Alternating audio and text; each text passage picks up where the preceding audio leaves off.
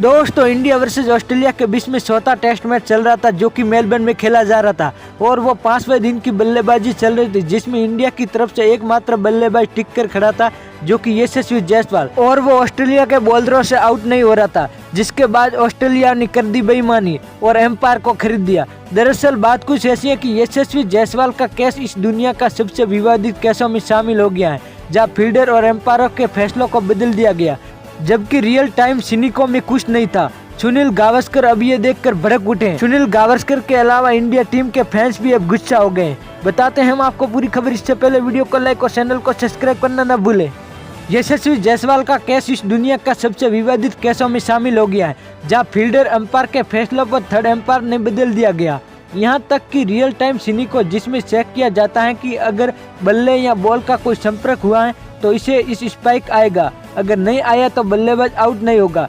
सिनिको वही टेक्नोलॉजी है जो भारत में अल्ट्रा ट्रैक के नाम से जानी जाती है। हालांकि यहाँ फील्ड एम्पायर के नॉट आउट के फैसले का थर्ड एम्पायर ने पलट दिया और कहा कि गेंद ग्लव से लगकर डिफ्लेक्ट हुई है। इस पर कमेंट्री करते हुए सुनील गावस्कर भड़क गए और उन्होंने साफ कह दिया कि टेक्नोलॉजी का इस्तेमाल ही मत करिए। दरअसल ऑस्ट्रेलिया के कप्तान अपनी पारी का 71वां ओवर लेकर आए।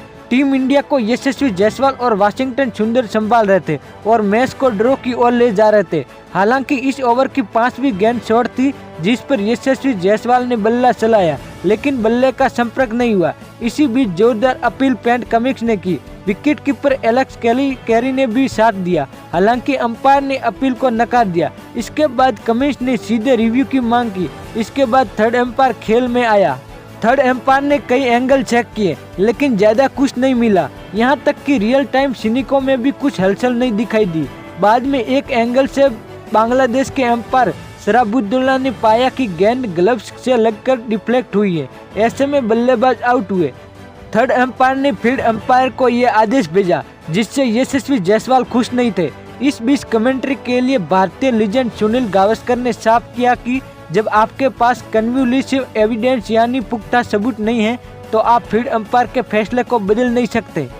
उन्होंने स्टार स्पोर्ट पर कमेंट्री करते हुए कहा, ये ऑप्टिकल इल्यूजन हो सकता है। अगर आप टेक्नोलॉजी पर विश्वास नहीं करते तो इस पर टेक्निकल ही को रखिए ही मत।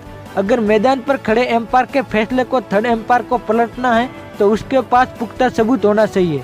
वही थर्ड एम्पायर ने कहा कि मैं देख सकता हूं कि गेंद दस्तानों से टकराई है। जोएल फील्ड एम्पायर, तुम्हें अपना निर्णय बदलना होगा। इस तरह 84 रनों की पारी खेलकर यशस्वी जायसवाल को पवेलियन लौटना पड़ा। अगर डिप्लेशन के हिसाब से यशस्वी जायसवाल को आउट दिया गया है तो फिर पर्थ टेस्ट मैच में केएल राहुल को नॉट आउट दिया जाना चाहिए था। उस समय गेंद बल्ले और पैड पर संपर्क हुआ था, हल्का सा स्पाइक सिनिको में था। उस समय पुख्ता सबूत इस बात का नहीं था कि गेंद वाकई में बल्ले पे लगी थी या फिर बैट का पैड से संपर्क हुआ था। गेंद उस समय बल्ले के बेहद नजदीकी थी, लेकिन थर्ड एम्पायर के विवादित डिसीजन विवाद हो रहा है।